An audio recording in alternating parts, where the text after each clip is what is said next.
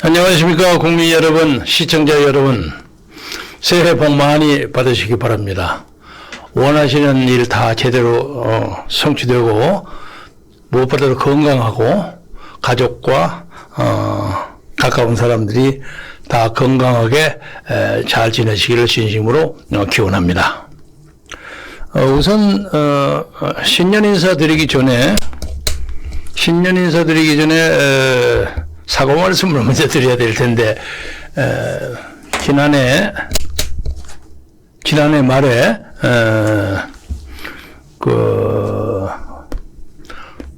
스카이데일리에서 하는 무슨 토론회에 가서 축사를 한다고 했는데, 원래는 뭐 전반적인 연설을 해달라고 해서 제가 한 20분쯤 얘기를 할 준비를 하고 갔는데, 알고 보니까 5.18에 대한 얘기만 하게 돼서 얘기를 하다가 중간에 좀 그만두게 됐고, 또 우리 팀들이 가지 않고 남이 한 것을 갖다 이렇게 연결을 하다 보니까 영상도 제대로 되지 않고, 그래서 조금 애를 먹었습니다. 앞으로는 이제 그런 거 우리 팀들이 가서 직접 하는 그런 것을 하도록 노력하겠습니다. 오늘은 제가 신년 인사를 어떻게 할까 하고 마음의 준비를 하고 왔는데, 책상에 앉자마자 갑자기 이상한 사건이 벌어졌어요. 이재명 대표가 피습을 당했다는 사건이 들어와서 제가 깜짝 놀랐어요. 근데 마침 그때 텔레그램에 제가 잘 알고 존경하는 제 선배 이인호 박사가 이재명 씨에 대해서 정직하고 솔직하게 살아라는 긴 글을 보냈더라고요. 공개. 잘한데? 그래서 그걸 한참 읽고, 아이고, 모처럼 이렇게 길게 말씀을 하셨네. 그러나 이재명 씨가 이 말씀 들을까? 그러고 있는데 갑자기 이재명 피습이라는 사건이 꽝 벌어져서, 이거 깜짝 놀랐죠? 그리고 지금, 가해자가 묵비권을 행사한다고 합니다. 그리고 자기의 신분도 밝히지 않고, 또, 동기도 밝히지 않고, 그러니까, 아니, 그 사람은,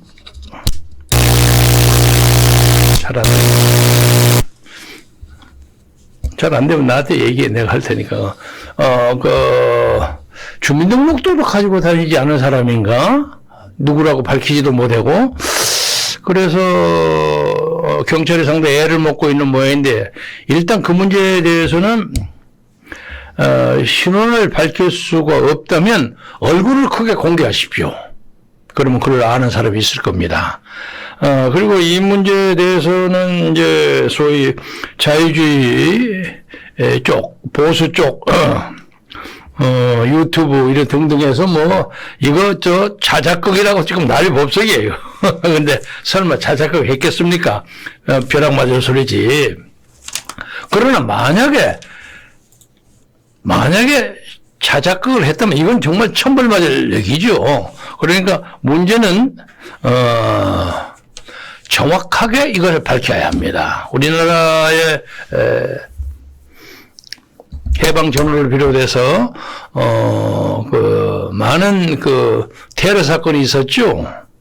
김구 선생, 송진우 선생, 여운형 선생, 세 사람이 다 누가 그걸 테러했는지 대충은 짐작하지만은 구체적으로 꽉 잡지를 못했습니다. 그래서 그때는 이제 사법상의 질서가 좀 불분명했고, 또 조사하기가 좀 어렵다고 이해는 할 수 있지만, 요새는 대명천지에 그거 잡는 건 문제도 아닙니다. 그래서 앞으로도 그 문제에 대해서 철저하게 감방을 수감이 된다고 할지라도 그 사람 신문을 잘 보호해야 합니다. 경찰에서 자해행위 하지 않도록 신문으로 그 사건을 덮어버려서는 안 됩니다. 철저하게 24시간 감시하고 반드시 그 사람의 인상착의를 해서 공개하세요. 그러면 어디 사는 누구라는 게 나타날 겁니다. 그러면 대충 사건의 전말을 찾아낼 수 있으리라고 봅니다. 그런데 제가 오늘 이거 하기 전에 예고만 딱 하고 있는데 댓글이 하나 떴어요. 한번 읽어보겠습니다. GTM-TV 댓글인데, 세상은 막다른 골목, 종말로 치닫고 있습니다. 인간은 막을 자가 없습니다. 예수 그리스도가 재림에 오셔야만 됩니다. 신천을 보기 위해서는, 신선진가 이게 또?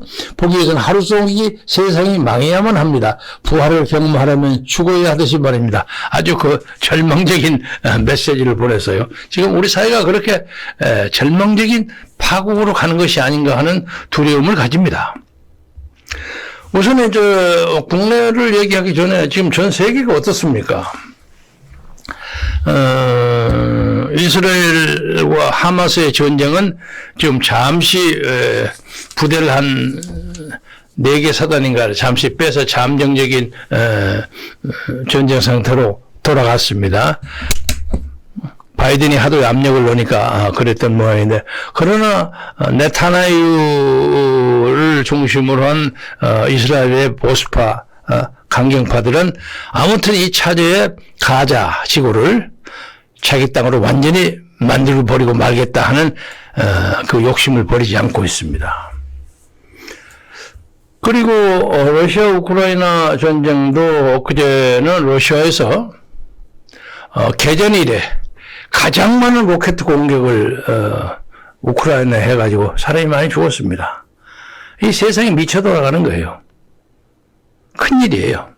그런데 사실은 그에 못지않게 어떤 유명한 전문가가 얘기했죠. 그리고 또 러시아 국무장관도 그 얘기했죠. 러시아 외상, 올해는 한반도에서 전쟁이 일어날 가능성이 많다, 이런 발언을 했고, 그에 부응하듯이 북한의 김정은이가 뭐 핵전쟁을 할 준비를 한다는 식 그런 위협적인 발언을 해가지고 우리 4월 10일 선거를 전후로 해서 무슨 군사적인 도발을 일으키지 않을까 하는 게 불안합니다.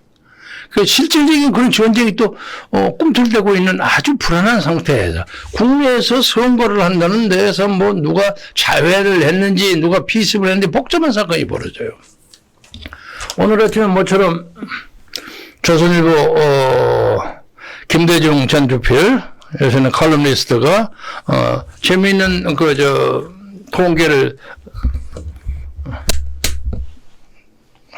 공개했어요. 저도 그렇게 집중적으로 모으지 못한, 제가 좀 읽어보겠습니다. 지금 2024년 세계는 전쟁 2개와 50여 국의 선거로 갈등과 몸살을 얻고, 이번 2024년에 전 세계 50여 개국 국가에서 선거를 치르게 됩니다. 우크라이나 전쟁, 우크라이나 러시아 전쟁과 이스라엘 하마스 전쟁의 새해로 이어져서 상상과 파괴를 치닫고 있다. 그 제가 말씀드렸죠. 그 다음에 세계 인구의 4분의 1인 20억 명이 50여 국가에서 선거로 정치적 선택을 한다. 20억이라는 숫자는 세계 경제 총 생산의 60%에 해당된다. 그 뉴욕타임스의 집계를 인용한 겁니다. 선거가 있는 나라는 우리나라를 포함해서 인도, 인도네시아, 멕시코, 남아프리카, 사우스아프리카, 미국, 그리고 유럽의 27개 국회의원 선거, 의회 선거입니다. 지금 세계가 들썩들썩합니다. 그런데 이 선거가 공정하지 않으면 아무 의미가 없어요. 그래서 우리가 보기로는 구라파 유럽의 선거에서 부정선거가 있다는 그 보도는 거의 없습니다. 그만큼 민주주의가 제도화되어 있어요. 미국에서는 뭐 부정선거 문제가 좀 있죠. 왜냐하면 선거 지난번 3년 전에 선거에 트럼프가 그걸 좀 불복한다 싶으시고 의회를 난입하는 사태가 벌어지지 않았습니까? 그것 때문에 뭐 트럼프에게 대통령 출마 자격이 없다는 등 2개 주에서 그런 판결을 했죠. 그래갖고 복잡한데, 그럼에도 불구하고 그 어떤 사소하다면 사소할 만한 그런 사건을 가지고 감히 각 주위에 대법원이 트럼프니 나갈 자격이 없어 하고 당당하게 얘기한단 말이야. 그러니까 적어도 미국의 상식은 미국의 민주주의를 지킬 만한 준비와 체제가 되어 있다고 봐야죠. 그런데 지금 이 선거에서 가장 문제가 된 건 당연히 중국하고 북한은 선거를 안 하는 거. 부정선거가 후진국에서 많이 일어나요. 그래서 뭐 이 인용이 적절할지 어쩔지 모르지만 옛날에 그 소련의 유명한 독재자 스탈린이 한 얘기를 여러분 아실 분은 아실 거예요. 선거라는 것은 투표를, 그러니까 권력의 힘이라는 것은 투표를 하는 사람들에 의해서 결정되는 것이 아니라 그걸 개표하는 사람에 의해서 결정된다. 선거 부정을 한다는 얘기죠. 그러니까 북한 같은 데는 뭐 선거 부정을 할 필요도 자신도 없죠. 뭐 아주 거의 공개적으로 투표를 하네. 99. 몇 % 하지 않습니까? 그리고 박스가 딱 이름이 딱 써요. 또순이, 홍길동 이라고 홍길동 이름 보고 딱 집어넣는 거예요. 이 사람을 지지하느냐 안 하고 찬성하는 거예요. 그러니까 그건 선거에 의미가 없는 거죠. 중국도 정도의 차이는 있지만 비슷합니다. 근데 우리나라는 그래도 1948년에 정부 수립할 때부터 그나마 선거를 해가지고 부정선거 문제가 있지만은 그래도 그럭저럭 이렇게 넘어왔는데 최근에 이 선거가 결정적으로 바꿔진다 하는 것이 여러 사람의 그 증거로 나타나지 않습니까? 그래서 아까 그거 좀 보여주세요. 이 선거 문제에 대해서 국민들이 아니 이건 이재명 말고 투표 문제. 오케이. 어떤 분이 이런 글을 썼습니다. 제가 한번 읽어보겠습니다. 중앙선관위의 노조위원장으로서 부정선거에 대항하여 투쟁하다가 선관위에서 추방되어 나온 한성천 전 위원장은 분명히 말했다. 그 양반 우리 방송에서도 2번이나 인터뷰한 적이 있습니다. 현재 선관위가 전자개표기를 사용하는 자체가 엄연한 현행선거법 위반은 행위다. 그러니까 선관위가 신속성, 편리성을 앞세우고 전자개표기를 사용하면서 참관위는 눈뜬 장님이 되었다. 사실상 이건 그 선거관리위원회 노조위원장의 증언입니다. 그 양반이 고립이었다고 거짓말을 하겠습니까? 왜 그러냐? 대부분 참관인들이 선거법도 모르고 전문가로 훈련되어 있지 않은 이런 상황에서는 전자개표기를 사용하는 개표장에서 도저히 투표지 한 장 한 장을 세고 확인할 수가 없다는 겁니다. 그래서 선관위가 전자개표기를 사용하고 전산망으로 개표 결과를 입맛대로 집계해서 그냥 개표 결과를 실황 중계하듯이 방송을 타고 당선자를 발표하면 그만이니 이게 무슨 국민이 선택한 결과냐 이거예요. 그런데 더더구나 국정원이 최근에 국가정보원이 합동감사 결과 선관위 전산망이 지극히 위태롭다고 했음에도 집권 여당과 현 정부는 무엇을 하고 있다는 것인가? 현재까지 아무런 단호한 조치가 없다. 한성천 위원장의 주장과 같이 아래의 현행 헌법 선거법 제178조를 갖고 조목조목 따지고 엄벌에 처해야 된다고 보는데 정부는 아무것도 안 하고 있다는 거예요. 이래가지고 무슨 선거에 의미가 있느냐는 거죠. 한성천 위원장의 주장과 같이 그걸 따지면 문제가 해결되는 겁니다. 그래서 선거법에 의하면 수개표가 원칙이고 전자개표기는 보조수단으로 되어 있습니다. 우리나라 선거법이 그렇게 되어 있습니다. 그나마 전자개표기를 사용하려면 정당의 동의하에 사용해야 합니다. 그리고 전자개표기는 전문가에 의한 성능 시험으로 검증이 되어야만 사용이 가능하도록 되어 있습니다. 그런데 계속 개표할 때 전자개표기 운영 규칙에 의해서 전문가에 의해 사용되어야 하는데 그런 규칙이 전혀 없습니다.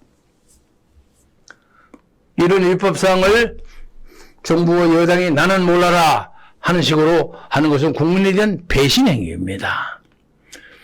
김무성, 이준성, 하태경 이런 것들이 이제 좀 지나친다. 그런 사람들이 황교안 대선 후보가 가짜 투표율을 보여줘도 부정선거가 없다고 철저하게 통제하여 왔고, 그래서 김기현도 입도 뻥끗 못했습니다. 그리고 유튜버 중에서도 여러분이 유명한 조갑재 뭐 이런 사람들이 부정선거 없다고 주장하고 다니는. 정신 차려라. 지금은 한동훈의 시대다. 국민은 나라의 주인으로서 집권 여당과 정부에게 분명히 명령한다.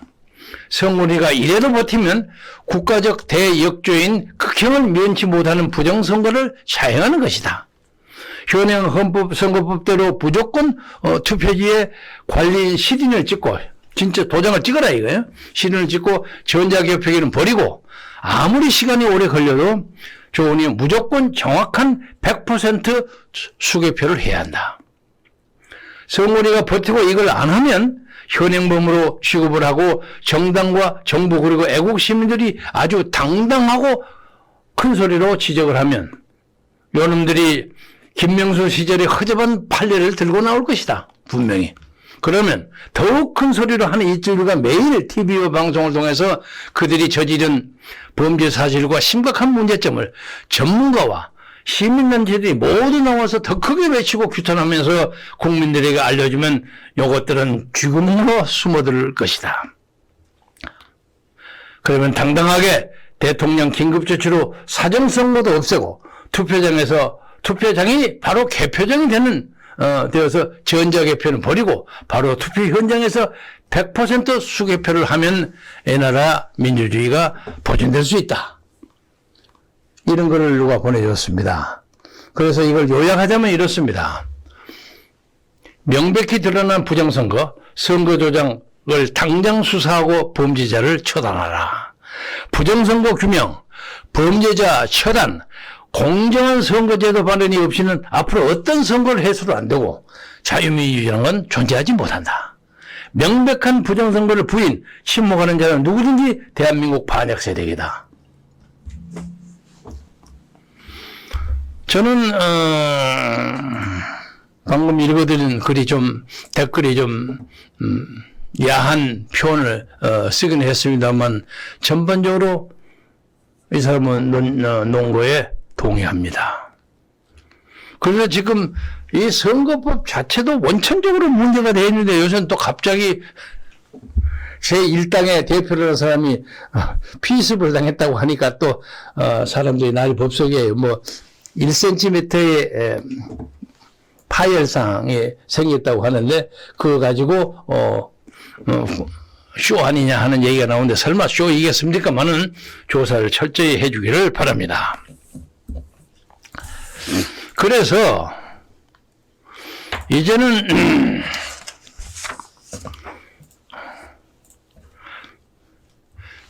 이 선거법 문제와 관련해서 저는 최근에 이낙연 전 대표의 신당 문제를 주목합니다. 만약에 이 제3신당이 광범하게 국민의 여론을 포용하고 조건이 하나 있어요. 명백하게 부정선거와 사전투표를 반대하고 비판하고 그걸 개선해야 한다고 주장하고 그래서 입장을 세운다면 상당히 많은 사람들이 동조하리라고 생각합니다. 그리고 최근에 대통령이 이런 표현을 했어요. 이재명의 소위 민주당, 더불어민주당은 이념이다. 이념이 아니라 기본적인 이걸 이념이라고 봐서는 안 됩니다. 그건 기본적으로 주사파 세력입니다. 왜 이념이 나쁩니까? 자유민주주의 이념이에요. 저 사람들은 자유민주주의 주장하는 사람들 당신들 이념 쫓아간다 이렇게 얘기할 거 아닙니까? 그러니까 이념이라는 말은 적절한 용어의 사용이 아니라고 봅니다.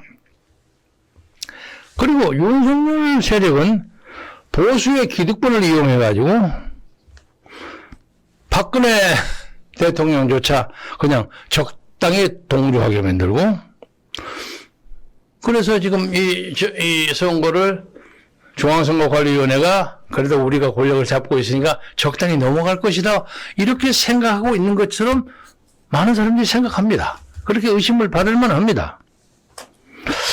그래서 저는 개인적으로 방금 말씀드렸던 박근혜 대통령이야 제가 12년 동안 참 충성을 다 바쳐서 보호하고 대변하려고 노력했습니다만은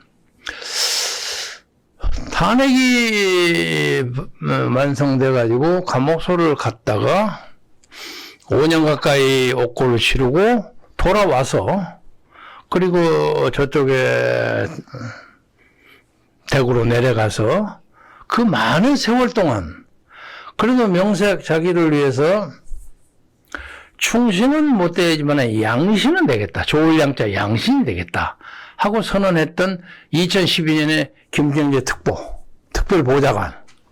이게 지금까지 수고한다고 전화 한마디 없었어요. 야, 지독해요. 물론 유영아나 이런 사람들이 좀 막으리라고 생각합니다. 그전에는 전화도 자주 하고 그랬죠. 그 유영아하고도 전화 잘하고 잘 바꿔주기도 했는데 요새는 일체 그게 안 돼요. 그래서 박근혜 대통령에게 개인적으로 좀 서운하고 또 그나름의 불가피한 무슨 사정이 있겠지 하고 이해하려고 노력합니다만은 요새는 지금 윤석열 대통령이 보수 세력의 상당 부분의 사람들로부터 회의와 불신의 대상이 되고 있는데 그 사람하고 앉아서 그냥 낭대부하듯이 데이트하듯이 같이 걸어다니고 밥도 먹고 이런 거 보니까 아니 십몇 년 동안 뭐 민주주의 지키고 탄핵 반대하고 그게 뭐야 아무것도 아니야 이렇게 되어버려요. 참 어이가 없어요. 그래서 그 문제에 대해서는 더 이상 박근혜 전 대통령에 대해서는 건강하게 편하게 지내시기만을 바라고 더 이상 얘기하지 않겠습니다. 그리고 이제 오늘은 제가 자유민주주의의 최후의 보루를 지킨다는 입장에서 그동안 꾸준하게 부정선거 문제에 대해서 대한민국에서 차타가 공인하는 최고의 전문가 공병호 박사와 일정한 수준의 이제 그 커뮤니케이션 채널을 가지고 있었습니다. 근데 이제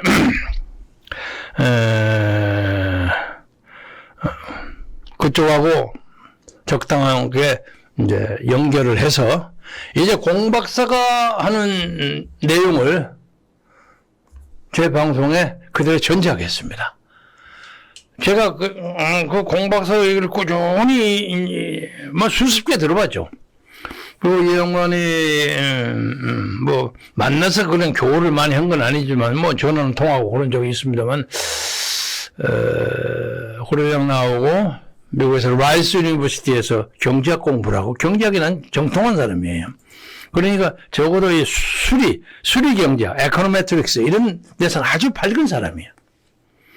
근데 그 양반이 자기의 학자적 양심을 걸고 몇 년 동안을 이 문제에 대해서 이런 저작권 문제가 있다 하는데 아무도 이걸 들어주지를 않는 거라. 이게 말이 안 돼요.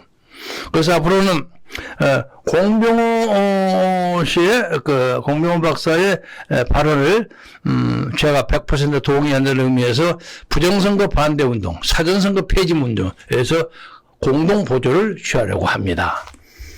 아까 그 보였어요? 처음 이거 말고 직전에 내가 하는 거. 오케이. 그래서 2024년부터 저와 공병호와 함께 부정선거 방지에 나서겠습니다.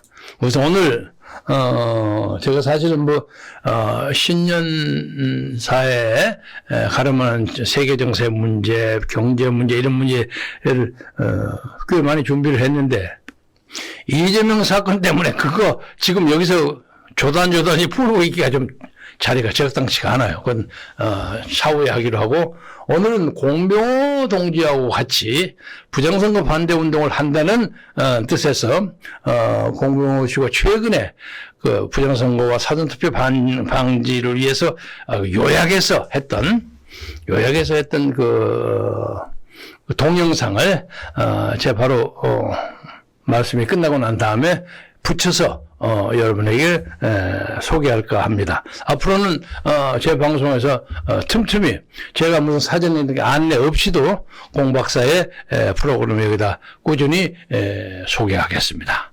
여러분의 많은 지원과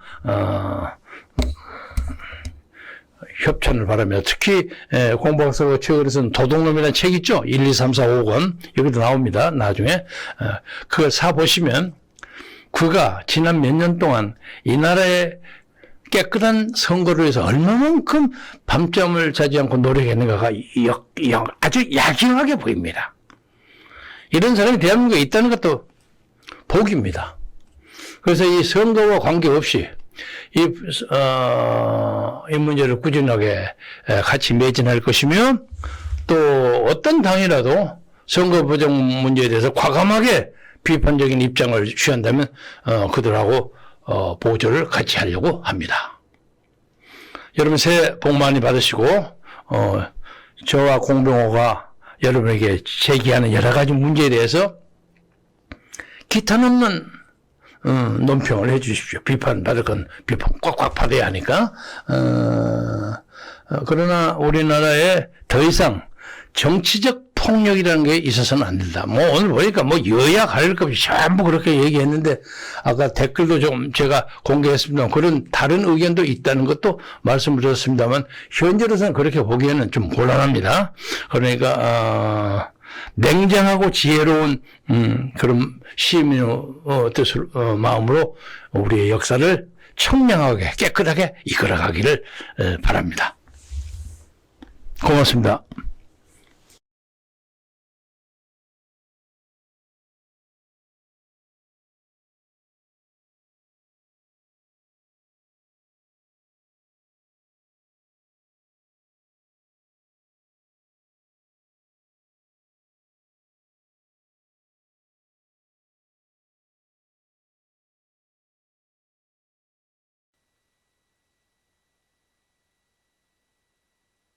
주도하고 있는 사람 입장에 서볼 필요가 있는 겁니다. 이런 보도가 나왔지만 내년 총선부터 모두 수개표를 하긴 한다. 이런 이야기가 나왔지 않습니까? 나왔는데 냉정하게 제가 이야기를 할게요.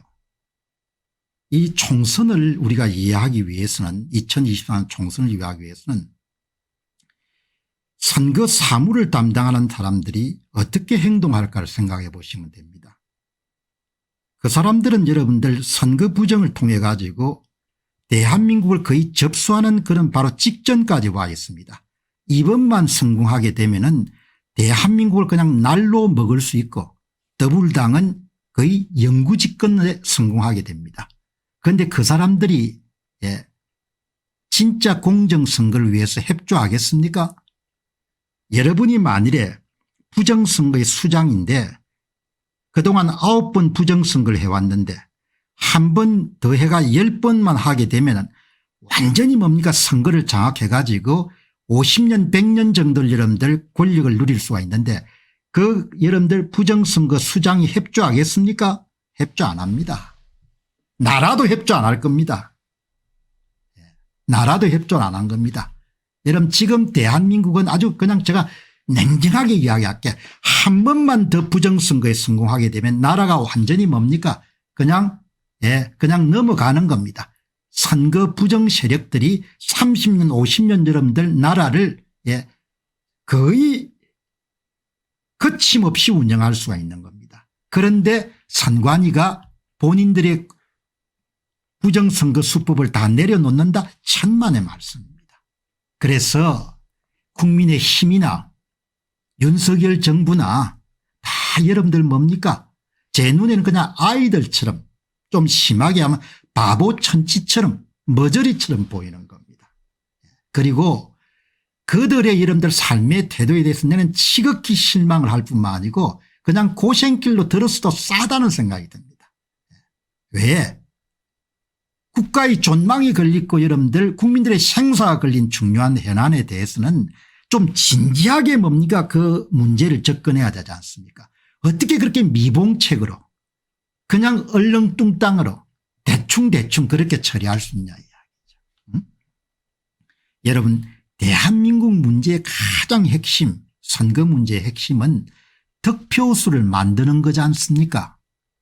후보가 받은 득표수가 홍길동이 100표를 받고 임꺽정이 여러분들 50표를 받으면 홍길동이 이기는 겁니다. 홍길동이 국회의원이 되는 겁니다. 그 여러분들 가장 중요한 근거가 후보가 받은 득표 수입니다. 투표함에 몇 표가 있었는지는 중요하지 않습니다. 선거관리위원회가 홍길동이 100표를 받았고 임꺽정이 50표를 받았다고 발표하는 그 숫자가 중요한 겁니다. 그 숫자를 누가 지금 만들고 있습니까? 선거관리위원회 내부에 선거 사기 핵심 세력들이 홍길동이 100표를 받았는지 임꺽정이 50표를 받았는지 그것을 만들어서 발표하고 있고 국민들 어느 누구도 그것을 검증할 수가 없는 겁니다. 검증하자고 하면은 대법관들은 다 선관위를 덮어주는 겁니다. 그런데 수개표를 하면은 좋은 세상이 온다. 그렇게 여러분들 그냥 형편없는 생각을 갖고 있으니까 자식들하고 그냥 죽도록 고생할 수밖에 없는 겁니다. 여러분, 대한민국 공직선거의 가장 핵심은 후보가 받은 득표수를 제조, 생산, 조작하는 것이 선거관리위원회가 조작을 한 겁니다. 9번을 해왔는데 10번을 안 한다? 천만의 말씀이죠. 프로그램이 다 마련되어 있는데 10번째는 프로그램 안 돌린다? 정신 나간 사람들이 하는 이야기인 겁니다.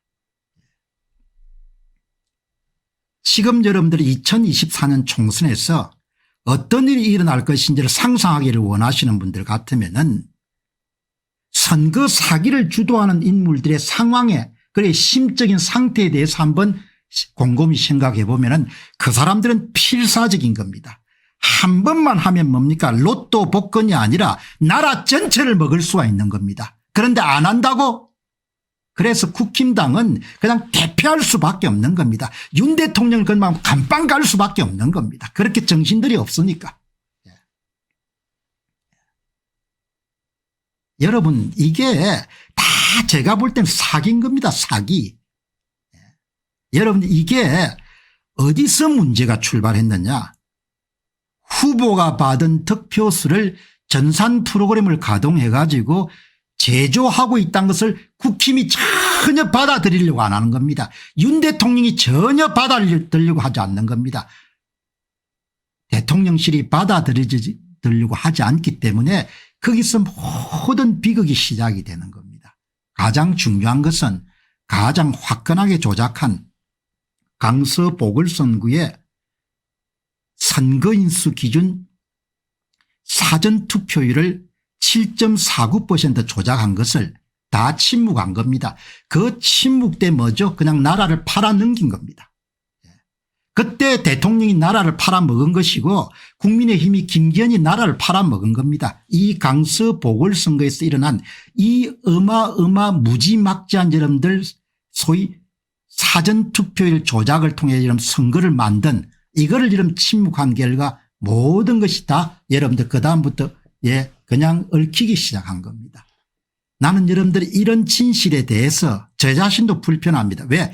그냥 내가 입을 다물면 그냥 다물고 다 그쪽으로 가가지고 지하자 좋다 윤 대통령 좋다 이렇게 가면 되는데 나는 도저히 양심상 그렇게 여러분들 대세에 편성해 가지고 나라의 반역을 저지르는 일을 못하겠는 겁니다. 문제가 있으면 내가 그게 문제인 겁니다. 이런 짓을 한 겁니다. 대한민국 선거는 투표함 속에 실물로 된 투표지가 100장이 있는지 200장이 있는지 중요하지 않습니다. 무엇이 핵심이냐.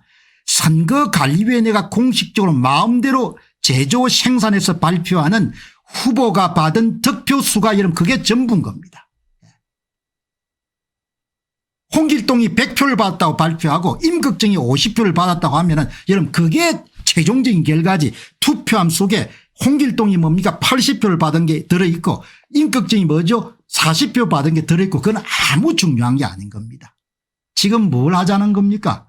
투표함 속에 있는 홍길동하고 이런 임꺽정이 몇 표를 여러분들 국민들이 직접 떴는지를 잘 조사해 보자는 거 그것도 중요하고 필요하죠.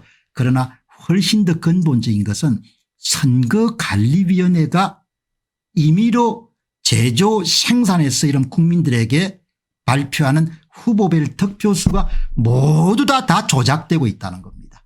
2017년 대선부터 2023년도 10월 11일 강서구청장 보궐선거까지 야무지게 조작한 겁니다. 그런데 2024년 총선에선 전산 프로그램을 돌려가지고 후보별 득표수를 안 만들 거라고 여러분들 행정안전부나 윤 대통령이나 여러분들 국힘당이 생각하고 그렇게 여러분들 지금 협상을 하고 있는 겁니다. 정신 나간 인간들인 겁니다.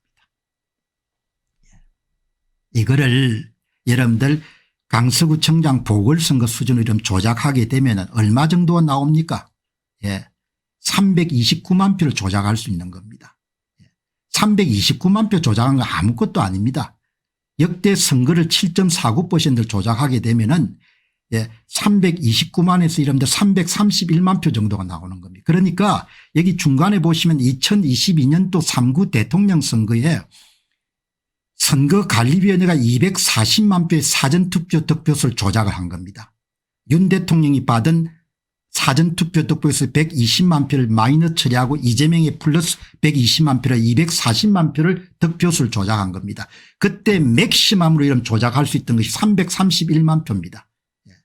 사전투표율이 너무 높았기 때문에 선거 사기 세력들이 방심을 했는지 뭘 했는지 모르겠지만 240만 표밖에 조작을 안 한 겁니다. 331만 표 조작했으면 다 승부가 끝난 거죠. 여러분 한 번 더 정리하게 되면은 지금 2024년 총선에서 사전투표 조작을 어떻게 막을 것인가 그렇게 여러분들 고민하시는 분이 있으면 첫 번째는 9번 선거 부정을 저지러온 선거 사기 세력들이 얼마만큼 2023년 총선에서 승리해야겠다는 절박감이 있는가를 보시면 됩니다. 그들은 어마어마하게 절박합니다. 한 번만 여러분들 2023년 총선을 먹게 되면은 그다음부터 대한민국에서는 뭐죠? 영구집권이 이런 펼쳐지는 겁니다. 다음부터는 선거를 가지고 이런 국민들이 권력 교체를 하는 것이 불가능하게 됩니다. 두 번째, 그들의 이름들 득표수를 만드는 방법은 9번 정도의 여러분들 검증을 거친 겁니다. 그렇기 때문에 2024년 총선에서는 한두 사람 이름 동원되더라도 뭐죠 모든 득표수를 다 조작을 할 수 있는 겁니다. 그러니까 수개표를 해가지고 현장에서 개표 상황표가 어떻게 올라오든지 간에 그냥 서버에서 다 조작을 해버리는 거예요. 지금까지도 그래 왔고. 그래서 여러분 이런 거 있죠. 다 제가 볼 때는 그냥 구라 사기라고 보는 겁니다. 대한민국 선거를 가장 핵심적인 문제가 투표함 속에 몇 표가 있는 것이 중요한 것이 아니고 그러면 여러분들이 물을 겁니다. 아니 공 박사님 그러면 투표함 속에 있는 투표 지수는 하고 대조해 보면 되지 않습니까? 대조할 수 있는 방법이 없지 않습니까? 선거가 끝나고 나서 선거 무효소송 제기하게 되면 대법관들이 다 덮지 않습니까? 대조하지 못하도록. 그리고 이런 투표함 속에 있는 투표지수는 지역선거관리위원회가 다 뭐죠? 새로 맞춰 가지고 법원에 다 제출하지 않습니까? 어떻게 이런 대조할 겁니까? 대조할 수가 없는 겁니다. 전산 조작을 하고 전산 조작을 해서 홍길동 100표 인격증 50표를 이런 발표하고 나면은 투표함 속에 홍길동 이름 90표 받고 인격증이 70표 받은 표가 있는 거 그거 중요하지 않습니다. 대조를 할 수 없는 겁니다. 왜? 대조를 못하게 이런 대법관들이 다 덮어버리니까. 그리고 지역선관위가 뭐죠? 대법관님들이 여러분들 활동하기 좋게끔 인쇄 속에서 다 이런 투표지를 찍어가지고 이미 선관위가 만들어서 발표한 후보별 득표수 홍길동 100표 인격증 50표 맞추어가 이름들 투표함이 이름들 투표지를 다 버리고 다 새로 채워가지고 뭐죠? 법원에 제출하지 않습니까? 그래서 어리석으면은 대책이 없는 겁니다. 뭐 이렇게 그냥 와 우리가 이겼다 뭐 이런 거 이야기 들어보면 기가 찬 겁니다. 이 나라가 도대체 이 나라가 이렇게 교육받은 그냥 조선 사람들로밖에 안 보이는 겁니다. 조선 사람들. 그래서 이 소위 전산 조작을 막기 위한 여러분들 방법이 없으면은 안 되는데 현재 국힘이 이런 접근하고 있는 태도를 보게 되면은 그럴 의지가 전혀 없는 겁니다. 자, 여러분들 이렇게 돼 가지고 지금 핵심이 이거지 않습니까? 이렇게 득표수를 사전투표 득표율을 조작을 해가지고 이동을 시키잖아. 이동을. 그걸 막기 위한 방법을 수없이 공병호 TV를 통해서 이야기를 했지 않습니까? 사전투표를 막기 위해가 전산 조작을 막기 위해 가지고. 자, 그러면 이런 보시죠. 이 수개표를 어마어마하게 호들갑을 뜹니다. 그냥 한마디로 이야기하면 눈 가리고 아웅인 겁니다. 눈을 가리고. 여러분 이 문제가 한번 보시죠.